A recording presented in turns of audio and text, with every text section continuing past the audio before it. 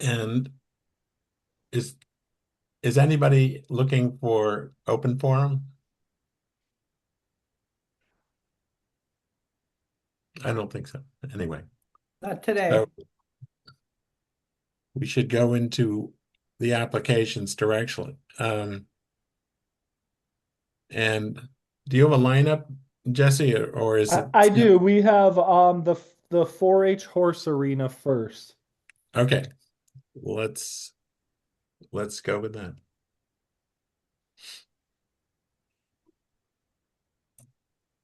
Is the presenter here? Yes, ma'am, I'm here. Oh, yeah. Sorry. It's I okay, did. thank you. I did see you. I apologize. Appreciate you guys having me here tonight.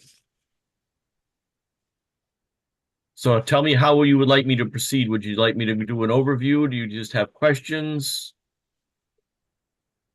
Usually an overview of some sort so that you can Okay. tell us what your project is and why. Okay. Um, so as you all know, the Middlesex County Fairgrounds over there, on the other part of your town, we do lots and lots of functions. We have the Middlesex County Horse Association does their show series.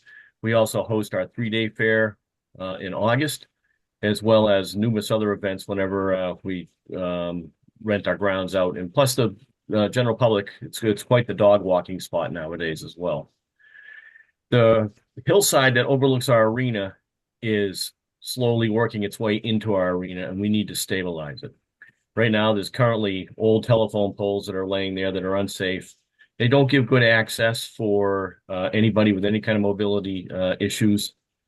And we're planning on proposing to replace those with a set of blocks, the regular retaining block walls, like you see a lot of people do with the precast blocks. There's going to be 4 tiers starting at the lower level, working all the way up with a set of stairs in the middle. We're going to keep them to a height that they don't require railings.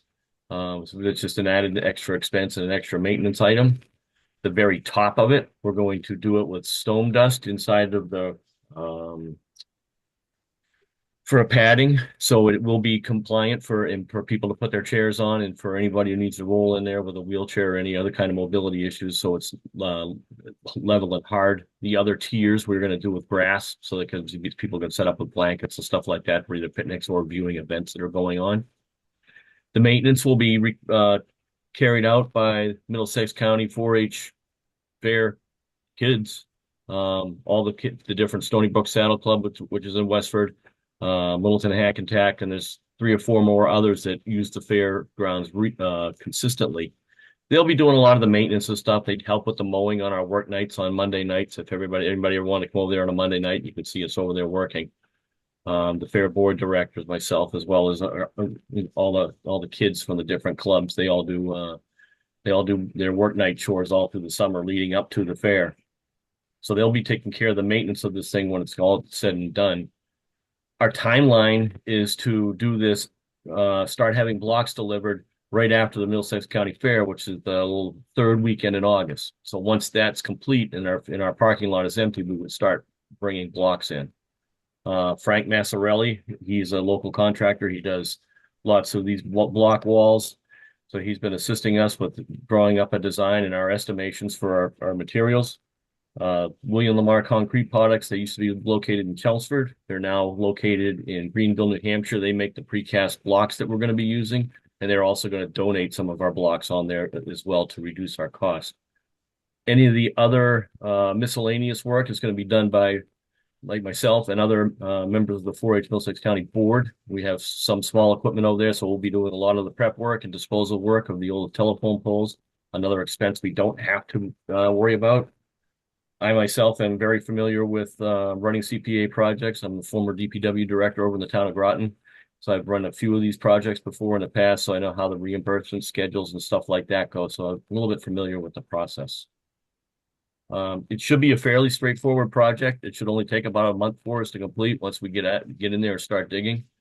Once we have our last show series, horse show is the second week of September, and after that, we'll have our blocks and stuff staged. We'll get right in and start digging to have it completed this winter right away and be ready to go for the next show season and next fair season.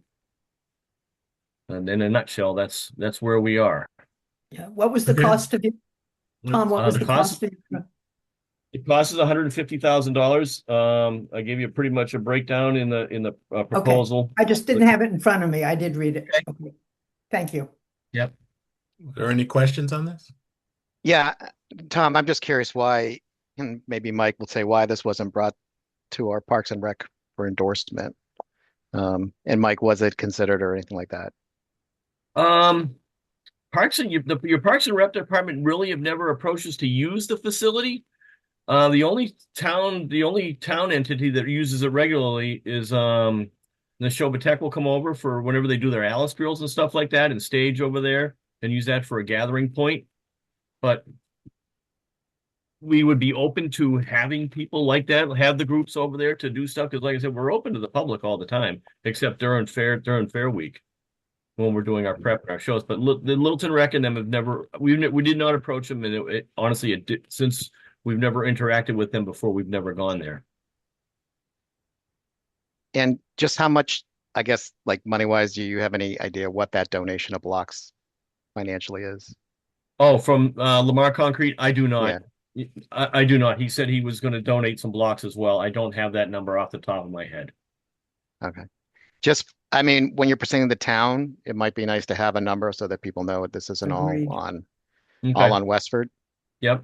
Okay, No, and thanks. like I said, Oh, there's going to be a lot of sweat equity in it as well, along with our group as well. But yes, I'll get that information and have it.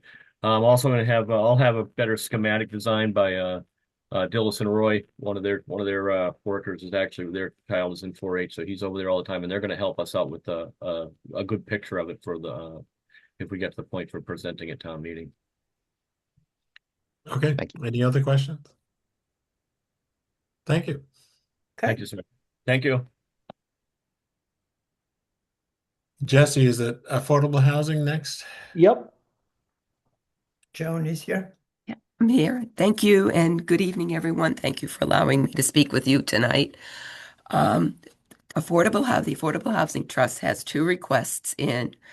I believe the Housing Development Fund was on the first one on your agenda. Excuse me, I do have a cold, so sorry. Um, we are seeking, and I know I spoke with you earlier in the year about developing a development fund that would basically be a pool of funds for us to react quickly um, to meet opportunities in buyer situations. So if an affordable unit comes up for sale, and we are having difficulty finding an affordable buyer, as happened in Stone Ridge, we would have money available to help. And a lot of times people are shying away because they don't have enough money for the down payment.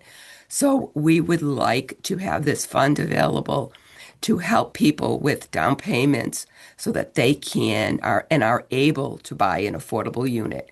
Folks who qualify for affordables are only allowed to have $75,000 in assets. And even for an affordable unit, at the current prices coming up, even if they had $75,000, it still would not be probably sufficient for them to be able to afford, house payment and taxes. We would provide these funds as a loan, and because affordable units remain affordable in perpetuity, when the current person sells the unit, they would have to repay the town. We are looking at different options, whether it would be a 0% loan, whether it would be something with some nominal interest. But that's all stuff that we would be determined later on. We would also like to have these funds available should a piece of land come available that could be good for, even if it's not a lot of affordable units, but for affordable units.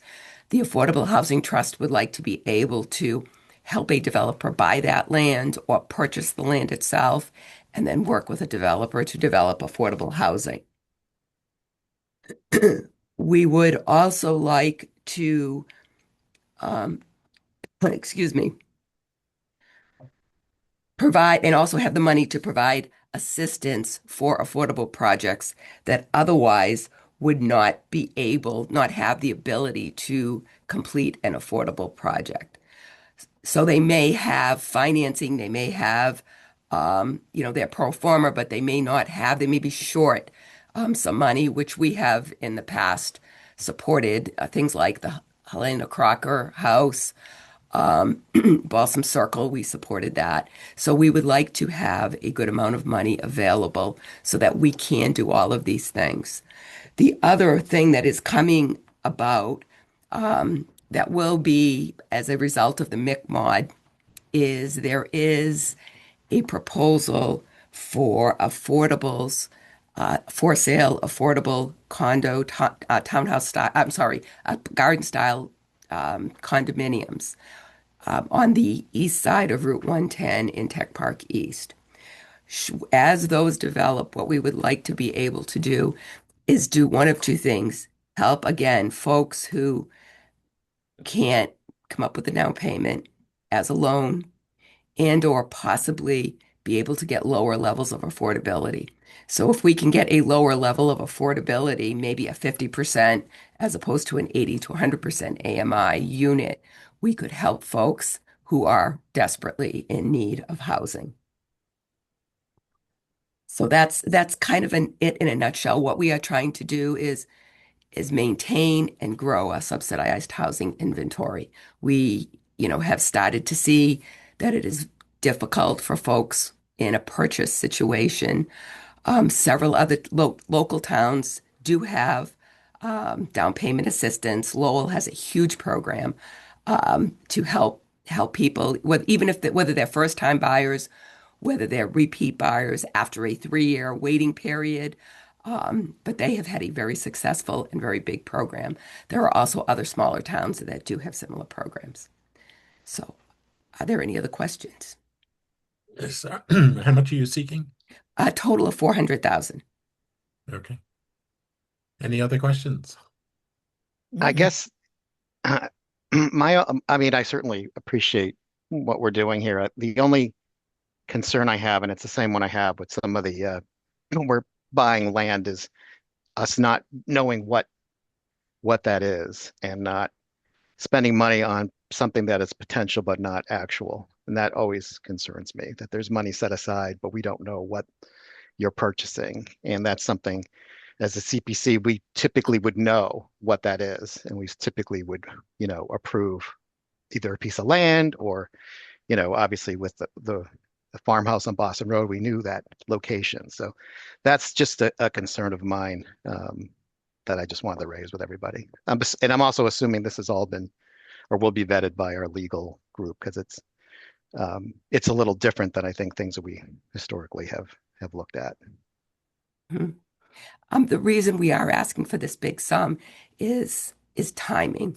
When things come for sale, we have to be able to react. And if we have to wait to come to the CPC and then go before town meeting, we're going to lose properties. And, we are very concerned about starting to lose units off our SHI and not develop new units.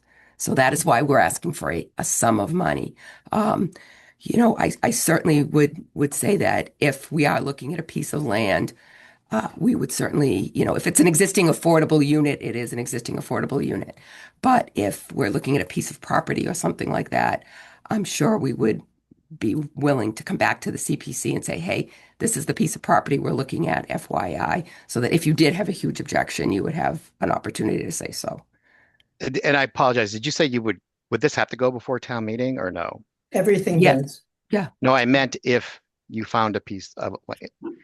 I guess that's my question is that I don't know how it's just how the town would feel with sort of giving the ability to buy something without the town approving it or the CPC approving it and not knowing what that is. That's just my concern. And it may be a concern they bring up at town meeting.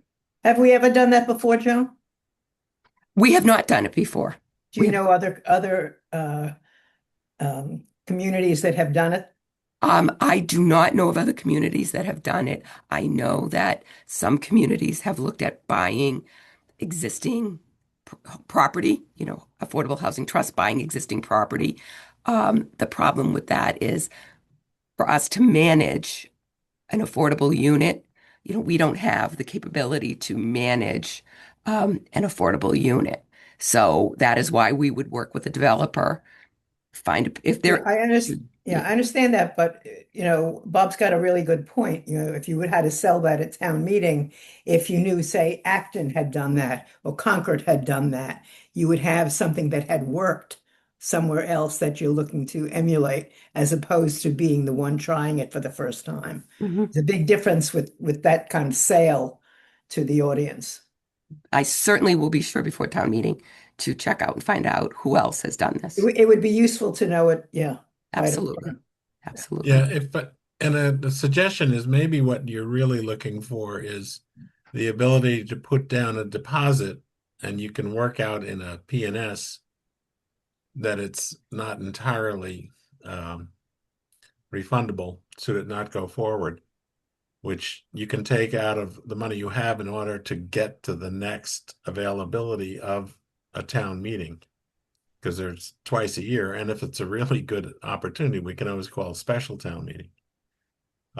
So, depending on what the down payment is, if they're, it's going to be 10,000 plus, that might be non-refundable in order to hold the property until town meeting. That gives the town the opportunity to say yes or no. But it's just a thought that if a developer or if somebody's trying to sell land, it's at most a 6-month wait to finish the deal. So I think there is a way to kind of solve Bob's problem with it and also get it in front of town meeting. Mhm. Just Could, some could, thought how you might do this. could I add something here? Years ago, I was on affordable housing, both the committee and the trust, 20 and 25 years ago. There were times when properties might have become available, but we were in no position because we had no funds whatsoever to even compete, to go into the process of trying to acquire something like this. And I understand what both of you, Bobs, are saying when it comes to vacant land. Yes, I understand that completely. But there were times, I remember one time in particular, when there was a property that became available that we tried to get it, to acquire it, to put a group home in. And we failed because of lack of money. And so I fully support the housing trust. Do you call yourselves the trust or the committee? What do you call yours? The trust. The trust. I really do support the trust, and I feel like they really need some kind of little kitty of money to be able to respond if and when something becomes available. Yeah, I'm not Just my suggesting, comment. yeah, I'm not suggesting that what I'm saying is you treat it as similar to having to seek financing. Most deals aren't cash up front deals done, no review. I'm suggesting that if they have the 400,000, then they're able to put forward an offer, deal with it, put the down payment, go through the P&S. If it's necessary, if there's a reason they have to close fast because maybe it's a death or something else, then they can bring it to town meeting in short order as a special town meeting, or it will be at most 6 months away. And I don't think that's outside the range of what is likely to happen with a piece of land that becomes available that is attractive for this purpose. But it's just a suggestion. I'm not Mhm. opposed to them having a kitty. I think it's a good idea. Can I also ask, how do folks feel about down payment assistance? That would be a quote loan that people would be required to pay back to the town when they sell the property. That is the Yeah, biggest thing we're looking at. I like that. I like I that do one. too. Um, and I think it's yeah, and particularly since it's going to be potentially paid back to the town. Um, I think that's I definitely support that one. That's a And positive. it's not that I don't support the other one. I just know, to be honest, we had a lot of town people have issues when we even did the Boston Road, and that was a known property and everything that went into it. I'm just being blunt, and Mhm. I just know, and I think part of it is it's just sort of this is what we're potentially up against if you go to town meeting. Sorry, go ahead. Thank you. I appreciate that. Joan, I have a few questions. One is when you say when they sell the property, they have to pay the money, the loan amount back to the town. Mhm. Does that go to just a general fund? Does it go back to the housing trust? Does it go back to CPC? Where does that money go back to? My understanding is in other towns, such as Lowell, the money comes back to the general fund, and then it can be distributed to either back to the CPC or whomever it should go to. If it goes to the general fund, it'll never come back to the Yes. I'd CPC. rather it go to the Affordable Housing Trust, to be honest Yeah, with no, you. Yeah. I think things have to be very specific to be guaranteed. You Mhm. know, I think if you, well, that's just my own personal opinion. I would never feel that it would be safe to do it the other way. Mhm. Yeah, I mean, obviously, we prefer it that way if we can definitely work it. it, These are all the details that we do, honestly, really need to work We'd out. write it that way if that Let's- was the case. Right. I I would prefer that it stay with the housing trust when it comes back, because over time you'd actually build up a uh, a Kidding. fund so that you could reduce your demands on the CPC and Mhm. do a lot of it on your own. Because over time you're going to you become a bank in a way. So Mhm. Bob, is that a detail we think we would need to know before we decide on this particular request, or are you comfortable with it finding out much later, or not knowing at all, maybe for quite a while, where the money comes back to? well, I think they could condition it that they're going to set up exactly how this might work, that it's potential, because I think it's going to take some legal work to get there. Mhm. I would agree. Joan, you also mentioned, I think, to qualify, the income maximum is $75,000. Is that right? Yes. Is that per person, which means it's for a couple it would be 150,000, or is it 75 per household? No, it's 75,000. When an affordable family is applying for an affordable unit, their maximum assets can be 75,000, the family. Okay. So that's why we're saying we would like to be able to provide down payment assistance, because even if that was all in cash, it would be difficult to be able to provide a real down payment and still have an affordable unit, affordable monthly payment. Mm. Okay. Thank you. I have a question. Is this part of the Affordable Housing Trust, or is this another pool of money? I'm not quite sure, because there is an Affordable Housing Trust. Is that all one unit? Are we talking about one thing? Yes, it's So all you're affordable. basically asking for more money into the Affordable Housing Trust. Yes. And I mean, in that way, it's similar to the Conservation Trust. That's how I look at it. It's similar to that. You have access to money so you can act on the spot. Hmm. Exactly. Thank you.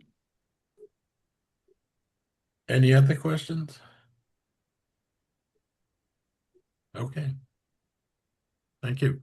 Okay, and our second request is asking for another 50,000 for our rental assistance programs, the RAP and the WeWrap program.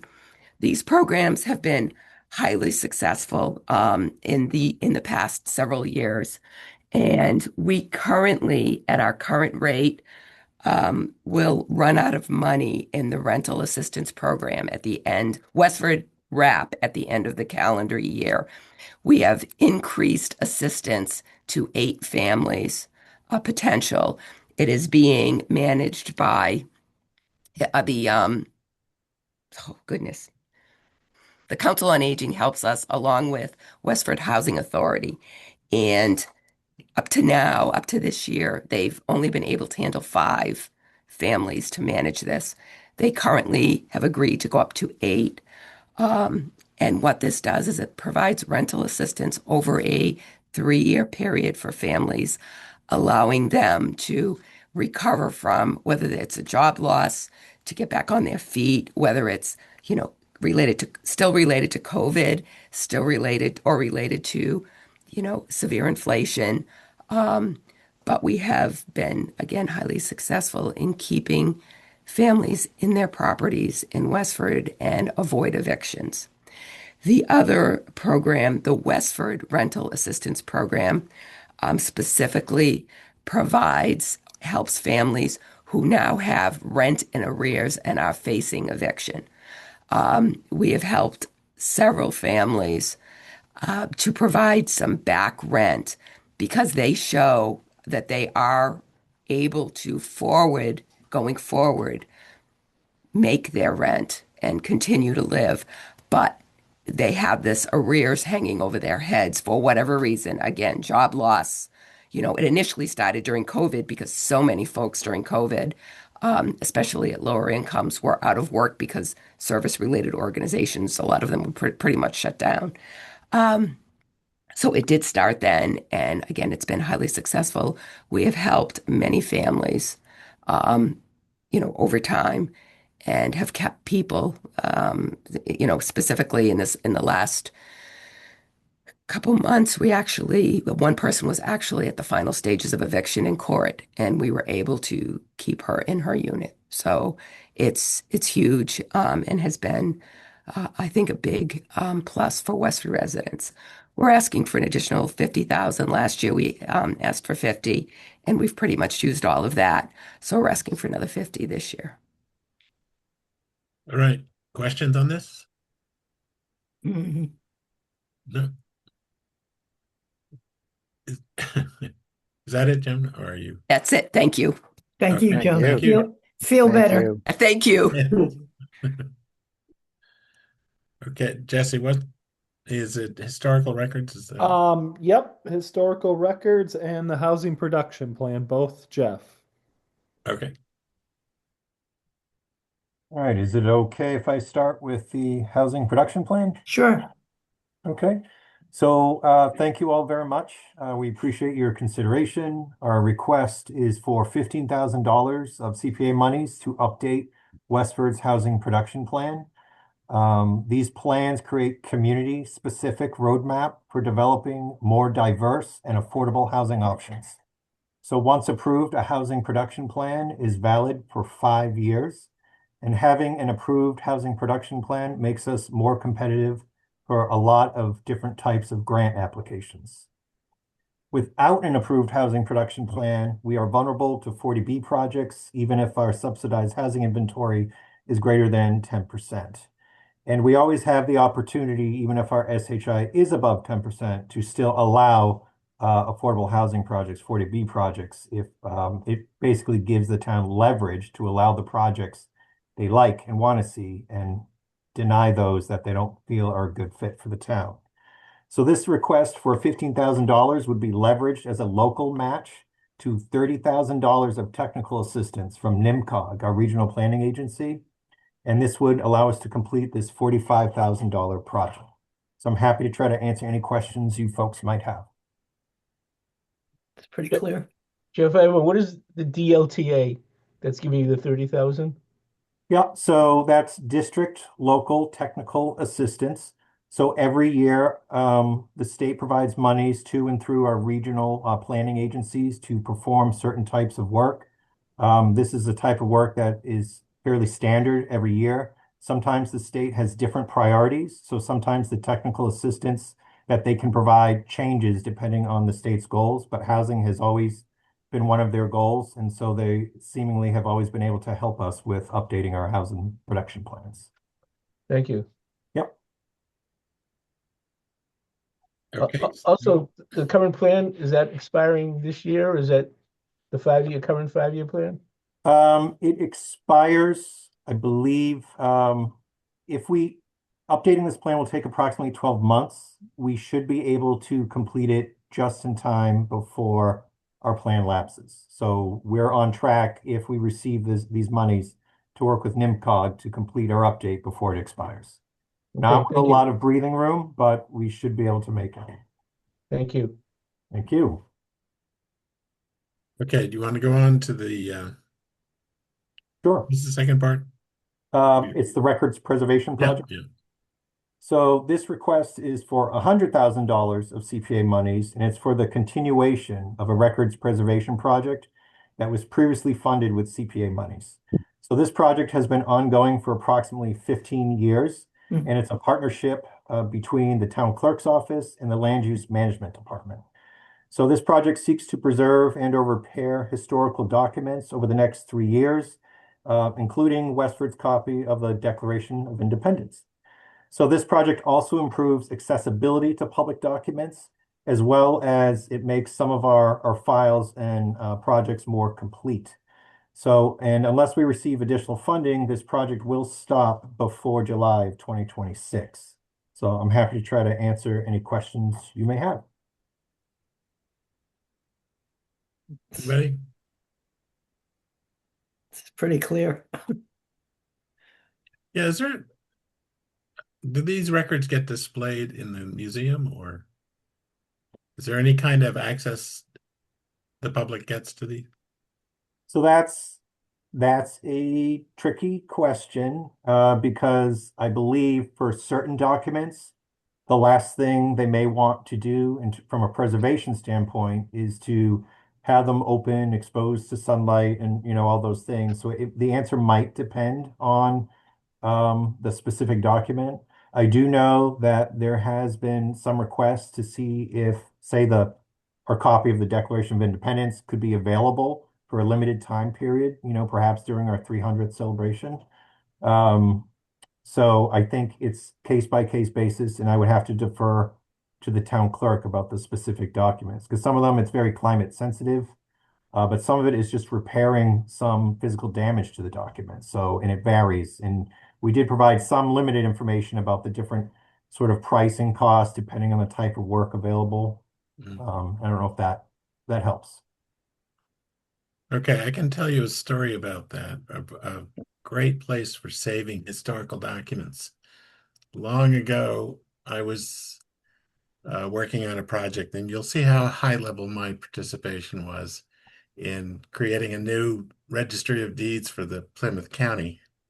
And I was in the old Plymouth County Registry of Deeds, and the front stairs, a big monumental granite stair, was badly damaged, and we were going to fix that as part of converting that into another building. So I had to do, and I often did this in my job, I had to go under the stairs, and under the stairs, we found where they had stuffed records going all the way back to the Mayflower.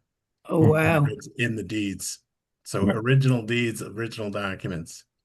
And they were extremely well preserved. So if you need a space. But one thing they did with that was the Registry of Deeds in Plymouth now has its own little museum of those documents. And you might talk to them about how they do have public viewing, but it's under very controlled situation. I just think that if people can see these documents and what their money's going to, it's going to help continue to fund this kind of work. Maybe under glass. I don't know how they do it, but the museum was more successful in many ways than the rest of the deeds building that we built for them.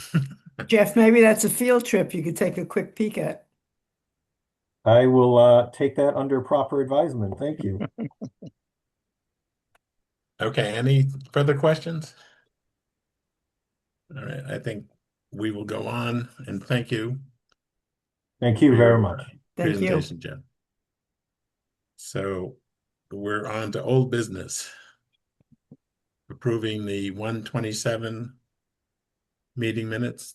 Has everybody read them? Any corrections?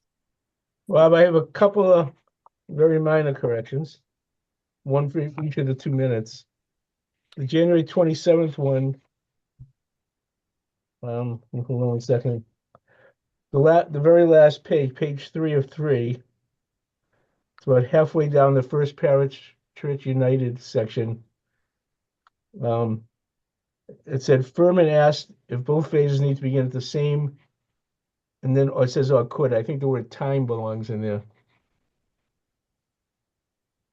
At the same time, I believe. . 'Cause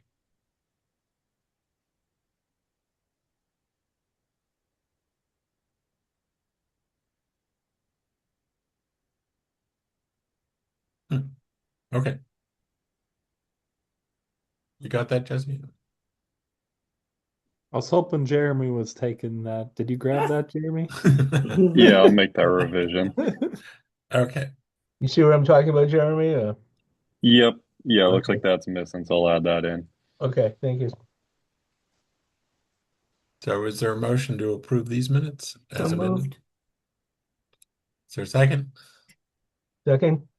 All in favor, say aye. Aye. Aye. Aye. Looks unanimous. Then we'll go on to the next. Yeah, I have two corrections on the second one, both on page 3. The first one is in the town hall roof and cupola restoration. The fourth to last line, it says, Goodwin said he doesn't have a slate picked yet, but he would work the architect, and I think he should have been work with the architect.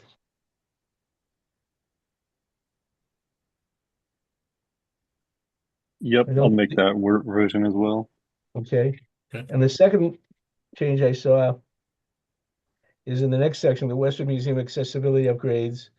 1, 2, 3. The 6th line down, it said Furman asked, it says, is the 290 requested a normal? I think the word should be if. Furman asked if the 290 requested is a normal amount. Okay, yeah, I'll make that change. That's all I have. Anybody else have amendments? If not, is there a motion to approve So the moved. minutes? Second. All in favor, say aye. Aye. Aye. It's unanimous.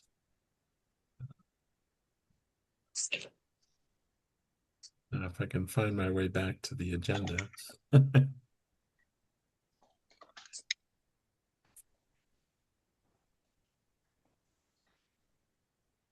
I think I'm up with the financial overview. I'm going to try to pull up and share my screen here. Okay, go ahead, Jesse.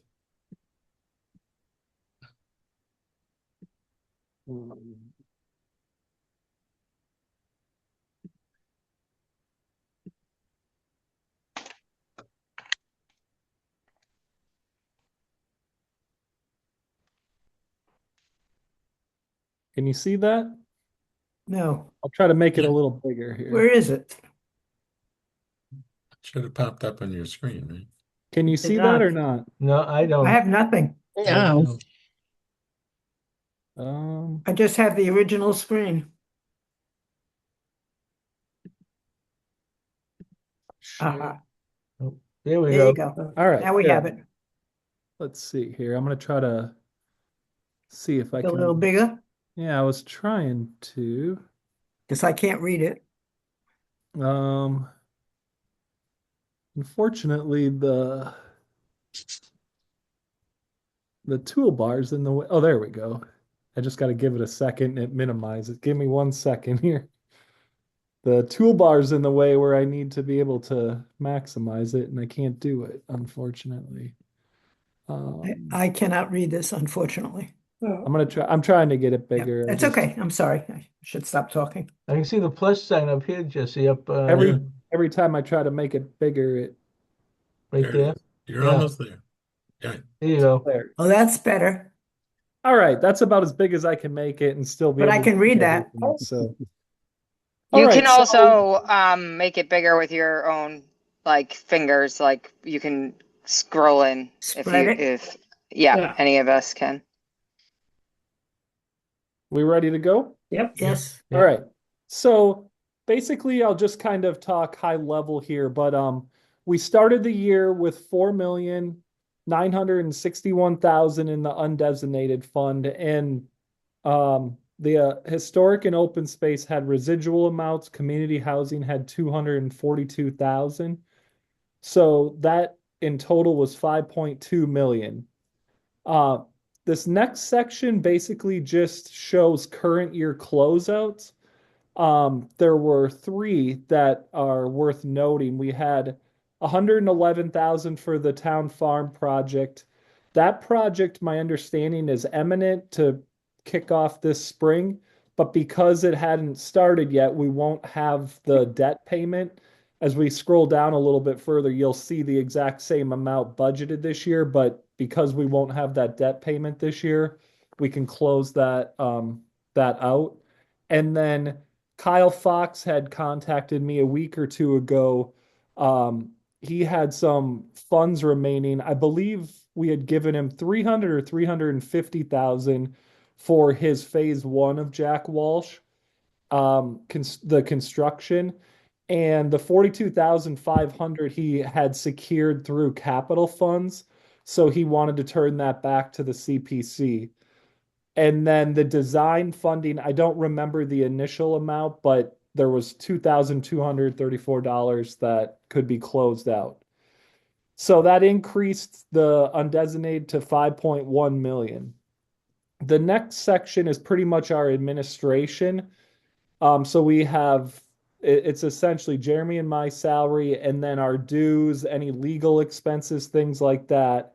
And then the budgeted are four, well, I guess it's five budgeted debt projects: Town Hall, Road and Bush, the Adams property, the amenities building at WA, and then this was that Town Farm Road, the interest that we didn't have to use, which got closed out up above.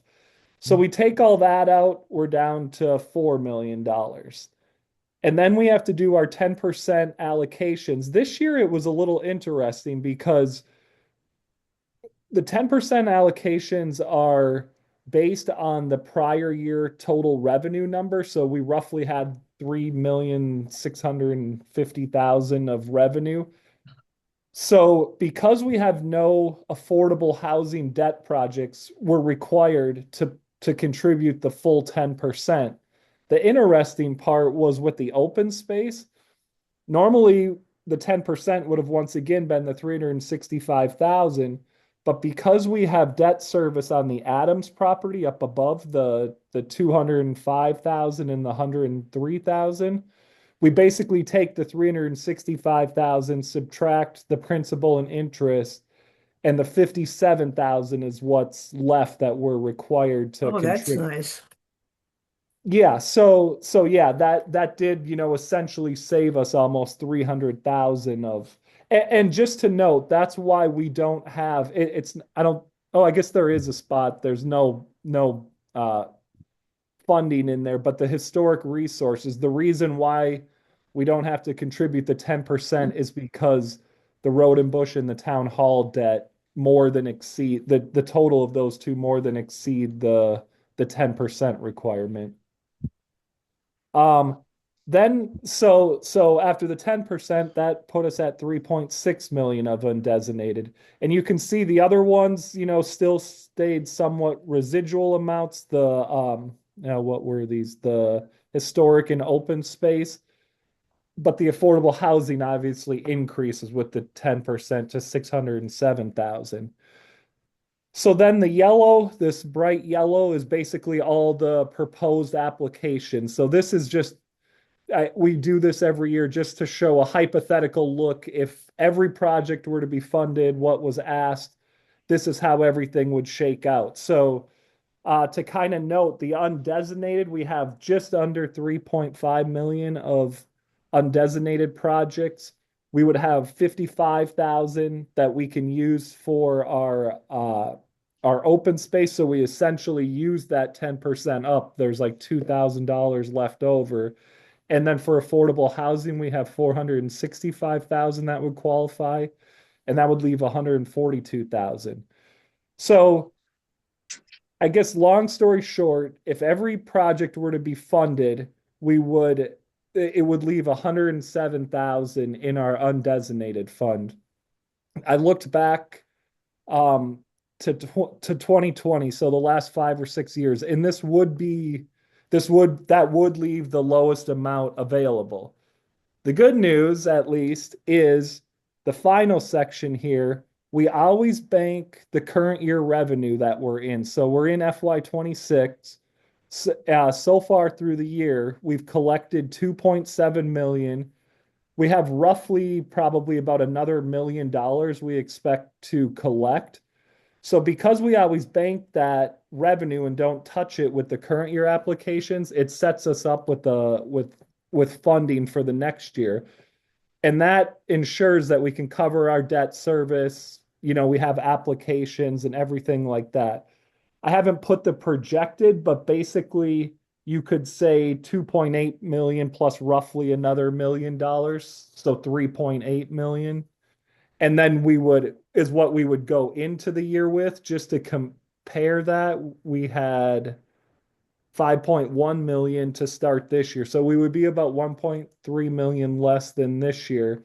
And then we would have our debt service, which I think is just over $1 million too. So we would probably have about $2 million roughly, 2 to maybe 2.2 million for applications next year.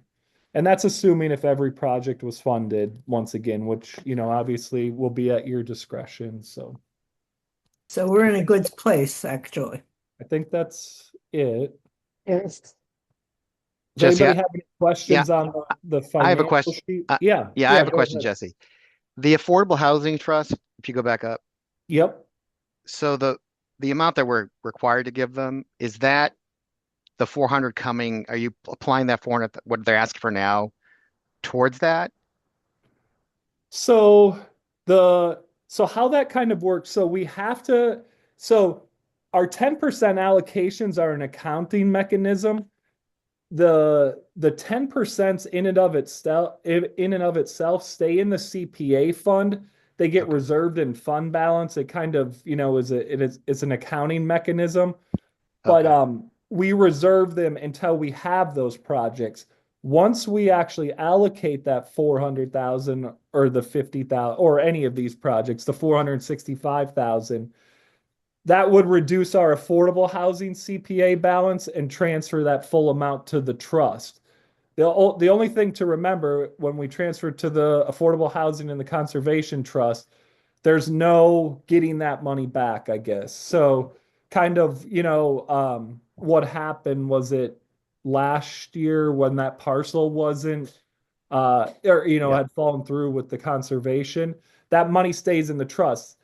It's obviously good and bad because we don't have the conservation coming for another application this year, but it's also out of the CPA's hands to be able to, determine where that money would go to. So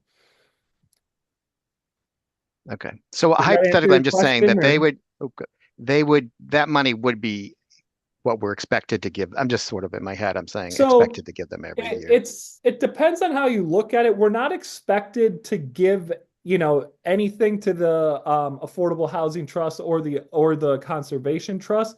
However, we do have to spend that money at some point, either on an affordable project or on Yep. an open space project. So it kind of, I guess, the committee would want to decide, are you okay, with the trust making those decisions, or would you rather have projects come to you that you then award the funding This for? has worked so far. Gotcha. Yeah, but this has really worked so far too, Jesse. Yeah. Yep. Jesse, can I ask a question on what you just touched on about like not getting the money back Yep. from those places? So if that money wasn't used in, let's say, 5 years, that wouldn't go back to CPC. That just stays there until they're ready to use it. It does. Yep. There's no Because mechanism once town meeting, because essentially what town meeting does, they're authorizing the transfer to the trust. Now, I guess there wouldn't be anything, I don't know if I've ever seen it. There wouldn't be anything stopping town meeting to authorize the trust to transfer it back, but it would take another town meeting to do town that. meeting to do it. And I'm not sure I've ever seen it before. I think you Yeah. could do it. Theoretically, town meeting has the power to do what they want. I don't know if I've ever seen it before. Okay, yeah, it just had come up at that meeting I went to that Stuart put on in the fall, and I thought I understood it differently, like that they could put a timeline on money used, but maybe I wasn't You understanding can it in the so trust. so for like example, if we said Jeff's historic records, you need to spend that in 3 years. Or, I know towns do that. They will say this project needs to be complete by 3 years, or we're going to close the project, kind of like what we did with Kyle. It was voluntary on his part, but the committee will close them so that it basically that's a kind of a accounting best practice so that applicants aren't requesting, applications that they never actually do anything with. Yeah. And honestly, the CPA could close, if we had a project that was, say, 6 or 7 years old and nothing had been started or whatever, we could contact the applicant and say, we're going to close this project. You do have the authority to do that, but not if it's transferred In to a the trust. trust.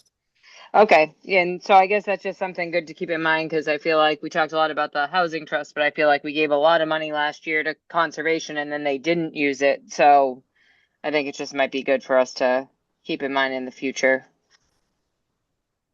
One note, I think I have it just so, since we're talking finances, just so everyone is aware too. I actually have the trust balances because I think sometimes, some of you ask about that. So in the conservation trust right now, and they're not asking for a transfer this year, there's $2,005,000 roughly. I mean, a couple $100 above that, basically because of that big transfer last year. And then in the Affordable Housing Trust, there's about 650,000. The one thing I will say about that, they have earmarked some projects. I don't always know about those until we see the purchase orders and everything. So I can't say that, that's just 650,000 city. In fact, I would say that I know they've earmarked projects. I don't know how much of that though. So when they were presenting, when Joan was presenting that, the 400,000 included uh, the possibility of using it to purchase land or a property. And if they don't, then what happens is that money stays in their hands. For a while. So it's an interesting, I don't know the word, conundrum, because essentially town meeting authorizes the transfer, but the CPA has an application, for, what we just heard purposes. So I'm not exactly sure. I will say there's not a mechanism if as assuming, they obviously have to use it for affordable housing purposes. If for whatever reason they got in, this transfer was made and legal determined, well, you can't do that for whatever reason, that's just a hypothetical. They would still have that balance to use at their discretion. It's similar to like if an open space parcel fell through, they they could, theoretically use it for another parcel that would come up then for the conservation trust.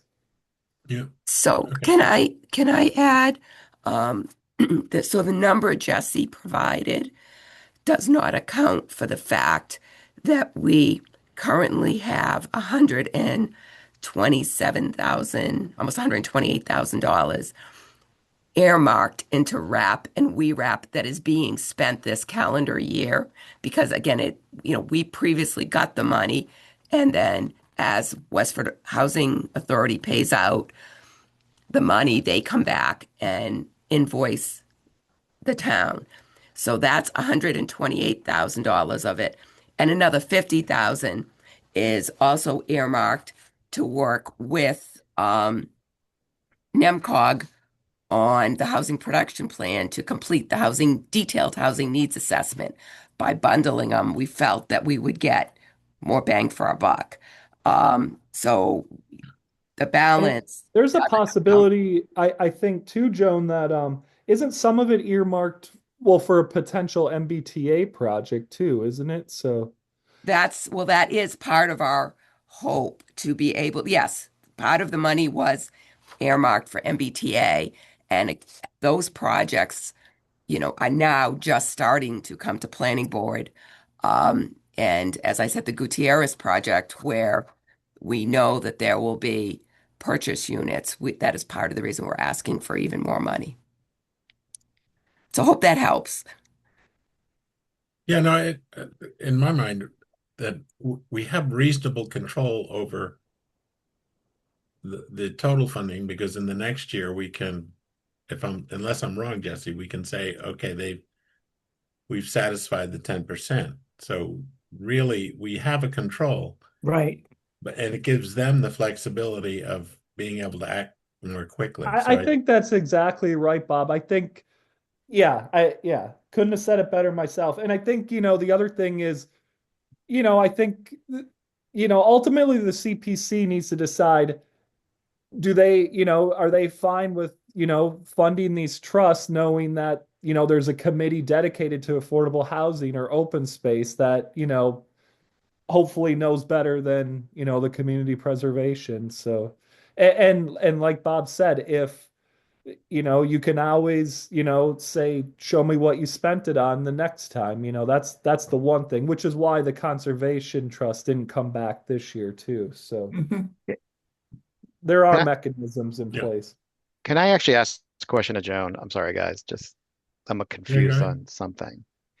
Joan, in the situation you brought up where you would find a developer to purchase a property, what does that entail? Is that owned by Westford? I mean, I'm just confused as to that property is purchased, who purchases it, and what happens with that?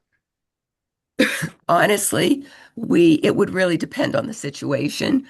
What we would probably look to do is partner with a developer where the developer would buy the property and we would fund a small portion of it as we have done with other affordable housing projects where we've funded some of the, whether it be from building costs, materials, whatever, we have helped, as in Choice and Helena Crocker and in the Balsam Circle projects. The other thing we're looking at when we say purchase land or purchase property is, should there be an affordable unit that is going to come off the SHI? We want to have the ability to be able to help someone purchase it. And as far as land goes, that is really, like, in our mind, the lowest priority, because it's not something we expect to really happen, honestly, but we just wanted to include it in case someone decides to suddenly subdivide, a large piece of land that they have, where the trust could go in and purchase it and then, possibly resell it to a developer, or again, maybe do a lease to a developer where, like, as in Stony Brook, the affordable portion, I mean, it's all affordable at Stony Brook, but that property is actually owned by the town and is leased to the developer on a 99-year lease. So there are, I guess, what I'm trying to say in a nutshell is, flexibility is, for us, the name of the game. We're trying to have the ability to be able to react and do a lot of different things as, projects are developing, as the MBATA communities are developing, and as things become available. So hope that helps. Yeah, I guess my concern is a developer making something off of what we're giving, where it really should go back to us if we're fronting for something they're purchasing. That's just my concern. Really, I mean, Absolutely. I'd prefer that money to go back to whatever that is, back to where your organization is, and Right. that's just. And I'm just being honest. I think people are concerned in town about things like that. That's just what I've heard. So I just want to bring that up. Thank you. Thank you. I do think that what is being talked about, though, is they're enabling an increase in either the number of affordables within a project, or they are making it available to 50% instead of the 80-something percent range for the AMI. So unless it goes through, I suppose there's a way that the developer can get out of that commitment, but if it's done right, it means that there's going to be additional affordable units, or there are going to be affordable units that are available to a bigger audience. if I understand what's. That is true, Bob. And what it'll be is that every affordable unit is affordable in perpetuity. There is a Okay, deed I get it. rider. Yeah. So once we help them create an affordable unit, it has to stay affordable. Gotcha. All Okay, right. thank you. Any more questions on Yeah, I have a this? question for Jesse. I think I know the answer. I just want to clarify it. You mentioned going through the numbers that there was enough money to approve all the requests and still give us a decent amount starting off next year. We could add to that. I want to make sure, I'm actually asking if we, on the First Parish Church, since they had 2 phases, if we only approve phase 1, that would essentially add an additional $450,000 towards next year's starting budget. Correct. Yep. Okay. Yeah. If we, I guess this is a PDF. I can't edit the cells, but essentially, if you took half that, yeah, then there would be 600,000 available at, for the undesignated. Yeah, okay. Yeah, and Thank you. that'll come up in the discussion of how we want to approach that particular project. Mm. Any more questions on this, or? I don't have the agenda in front of me, so what's next, Jesse? So Is it- what is next is any additional final application discussion on any of them. Mike just covered the one thing I was thinking about was the phasing of the church project, but Yeah, I think that was the only one that clearly had multiple phases nicely defined as opposed to yeah. other ones. I think you're right. Also, there was no recommendation on one part of the lakes, ponds and lakes, when you looked at support letters, and I think conservation did not support the herbicide application. Is that correct, Marilyn? Yes, you are on the use of one of the herbicides. Yeah, so I think there's a limitation there that we'll probably need to discuss. I don't have anything else, but I kind of would, it depends on whether people want to keep going with this or think about these projects over the next week and do the meeting we had planned to go through each one. I kind of like to do it fresh. I know everybody's got a lot on their plate, but that's just one woman's opinion.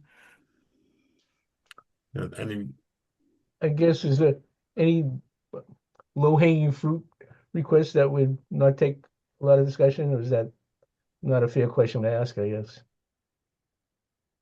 No, I kind of feel the same way. There's a number of things in here that I just, you're asking for 15,000 for what seems like a really good purpose. So, but I think we can handle those pretty quickly if we That's just what want I was thinking too, that we could do it fast. put it all in one meeting. But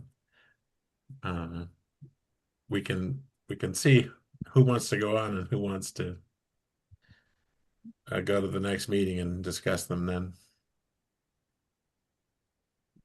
Any Want to questions see on hands? The only thing I won't be here next week, not that it matters, but Jeremy can definitely run it, but just want to throw that out there. Oh, so it should go even faster than this meeting. You set yourself up for that, Jesse. Yeah. Not that it's all about me or anything. I think I'd like to do it fresh next week. I know it's one more time that we're coming here. I don't think it's going to take us a long time. Yeah. I really don't. Jesse, are you just not available that night, or is it the whole week you wouldn't be available? Say I again? won't be back until Wednesday of next week. Do we want to Thursday. switch the night again? We could. I don't care. Thursday. What do you want to do, Jesse? You want to get out of the meeting, or do you want to do like the meeting? Either one, we could do Thursday night. That would be fine. That's my only availability. Otherwise, I'm happy to schedule a meeting tomorrow for Tuesday. And what's the date next Thursday? It's the 19th. the 19th. I I think that's I'm all okay. right. I don't have my calendar in front of me. Are we in favor of that? Yeah, we'll go for that. Is there a motion for that? I make a motion that we have our next meeting on Thursday. What's the date, Jesse? June 9, sorry, February June. 19th. Wishful He's going on a thinking. long vacation. Wishful thinking. What's the Okay. date?